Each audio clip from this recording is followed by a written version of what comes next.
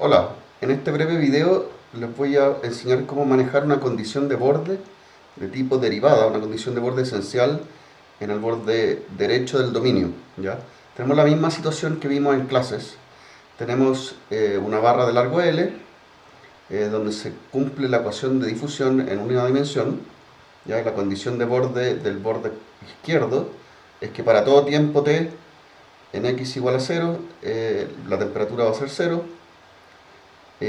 Luego, para el tiempo, la condición inicial es que en tiempo 0, para todo x, la temperatura es 20. ¿Ya? Y luego agregamos la condición de borde esencial, perdón, condición de borde natural, que la primera derivada de la función u con respecto a x, es decir, la primera derivada con respecto a x de la temperatura, es decir, el gradiente térmico, para todo tiempo, en L tiene que ser igual a 10. ¿Ya? 10, esto tiene unidades de temperatura dividido en longitud, o sea, son grados por metro en este caso. ¿Ya? Vamos a tener una pendiente de tantos grados por metro. Y esto puede ser una condición de borde que venga de alguna fuente térmica en el interior del dominio en esa dirección que no queremos modelar. Bueno, nos enfocamos en la ecuación de difusión. Voy a repetir un poquito la derivación que hicimos en la clase de hoy día, pero para que tengan otra visión de lo mismo.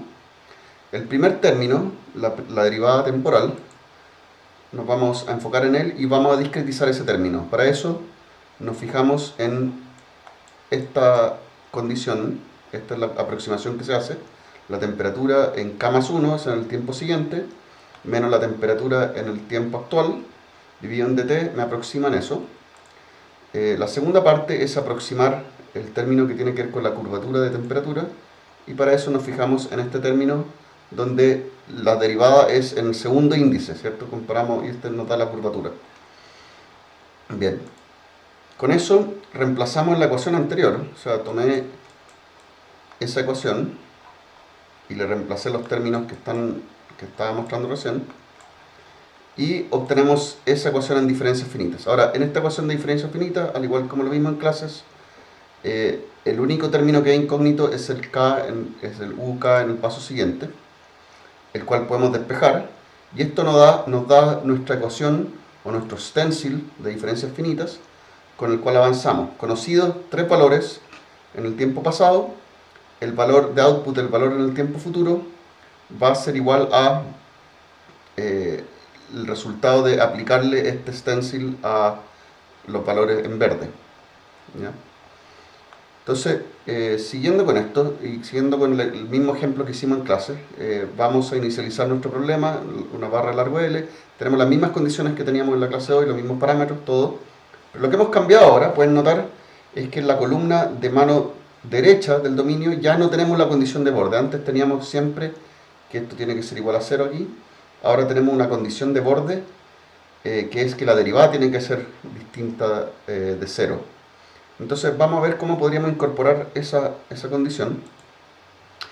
Uno, recorriendo con el stencil, vemos que con los distintos valores del stencil podemos ir rellenando cada condición, no hay problema con eso.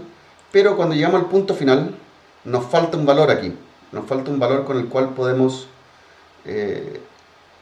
despejar la incógnita verde. Entonces para eso vamos a aplicar la condición de borde que nos decía que du de x en t, para todo t, y en el x igual a l, tiene que ser igual a 10.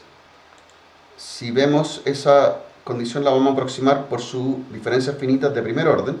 Vamos a tomar diferencias para tiempo constante, digamos esto no tiene nada que ver con el tiempo, pero sí nos fijamos en el puesto n-1 y vamos a comparar con el n-2. Ya nos movemos uno para el lado, con eso aproximamos la derivada y eso tiene que ser igual a 10. Si reordenamos esa ecuación, podemos pasar el valor que desconocemos, que es el U1 o K, ¿cierto? N-1 en este caso, conocemos este valor, no conocemos este, conocemos el valor de la derivada, conocemos de X, despejamos, y eso lo que nos da es un stencil chiquitito con el cual podemos aplicar una vez que conocemos toda esta hilera de valores. Conocemos todos estos valores, nuestro input va a ser el valor de la función en este punto y nos va a dar el valor final. Entonces con ese stencil completamos la fila y este procedimiento podemos repetir para más y más filas de estos, tantas como queramos en el tiempo. Y eso es todo el proceso, ese es todo el tratamiento de esta condición de borde de derivada en ese punto. Entonces, veamos cómo se modifica nuestro ejemplo que vimos en clase. El ejemplo que vimos en clases lo voy a ejecutar rápidamente.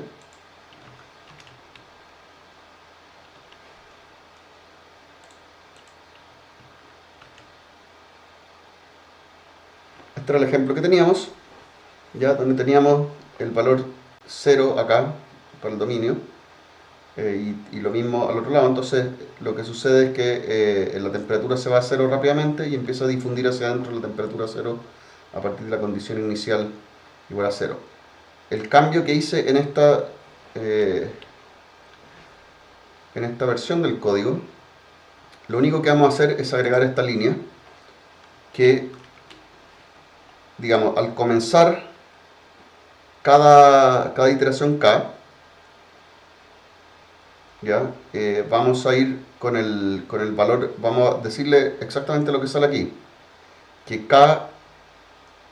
que la temperatura en el último valor de X tiene que ser igual a 10 veces por dx más el valor de la función que hay justo al lado. Con eso, si vemos, volvemos a ejecutar esta simulación, vemos que ahora cambia totalmente el comportamiento.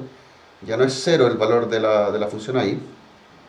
Antes no estábamos haciendo nada, estábamos dejando esto igual a un valor fijo, que igual a 0, pero ahora estamos modificando. Entonces lo que vemos es que para tiempo chiquitito ya tenemos una pendiente ahí igual a 10, y esta pendiente igual a 10 va a ir difundiéndose hacia adentro.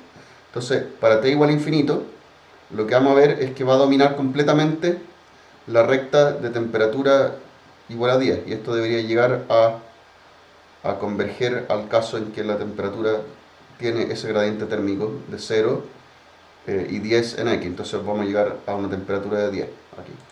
Veamos si es que le doy más tiempo de simulación. Vamos a simular cada 5 segundos. Veamos que esta simulación no vaya a explotar. Explotó la simulación. Aquí pasó algo interesante y qué bueno que se los puedo mostrar. El paso de tiempo de simulación no puede ser demasiado grande.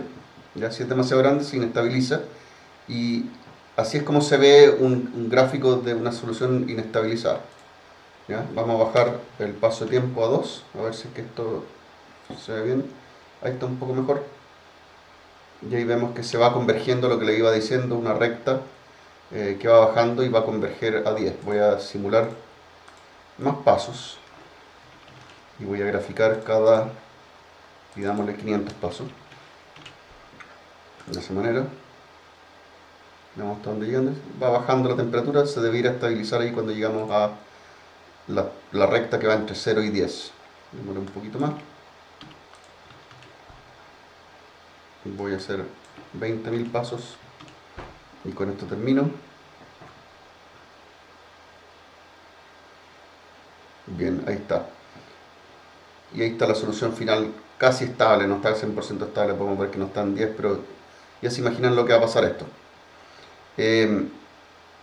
Esto también demuestra otra cosa, el tiempo que me estoy demorando en este problema unidimensional es bastante elevado, el tiempo de simulación, si es que no grafico. Voy a cerrar la ventana apenas aparezca. Son más o menos 5,9 segundos, 6 segundos. Entonces esto motiva la razón por la que quiero después hacer procesamiento paralelo en el caso final, para poder simular el caso 3D, que vamos a tener un problema, un dominio mucho más grande.